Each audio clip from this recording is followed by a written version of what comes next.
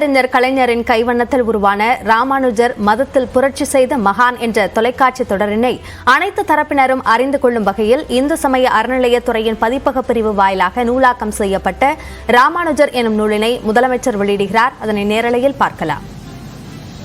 இது சார்ந்த கூடுதல் விவரங்களை நம்முடைய செய்தியாளர் தமிழரசியிடம் கேட்கலாம். தமிழரசி, இந்த புத்தக வெளியீட்டினுடைய முக்கியத்துவம் என்ன? ராமானுஜர் வாழ்க்கை வரலாற்றையும் இந்து மதத்துக்கு அவரது பங்களிப்பையும் எடுத்து கூறும் விதமாக கலைஞர் தொலைக்காட்சியில் ஒளிபரப்பான தொடர் ராமானுஜர். இதற்கு கதை வசனம் எழுதியவர் கருணாநிதி என்பது குறிப்பிடத்தக்கது. நாடறிந்த பகுத்தறிவாதியான கலைஞர் கருணாநிதி எழுதியது என்பதால் இந்த தொடர் அப்போது பரபரப்பாக பேசப்பட்டது.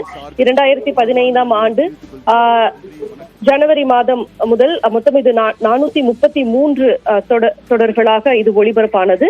இந்த நிலையில் இதனை நூலாக்கம் செய்து தற்போது இதன் வெளியிடப்படுகிறது.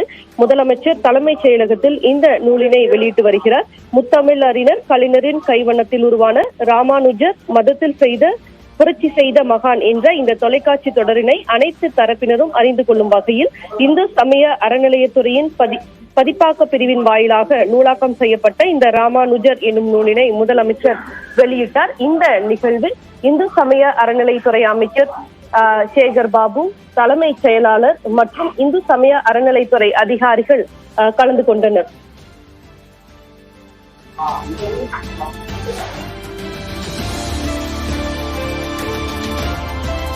ராமானுஜர் குறித்த தொலைக்காட்சி தொடர் நூலாக இந்து சமய அறநிலையத்துறை சார்பாக வெளியிடப்பட்டிருக்கிறது. அதனை முதலமைச்சர் வெளியிட்டார். அந்த காட்சிகளை பார்த்தோம். விரிவான விவரங்களுக்கு நன்றி தமிழரசு.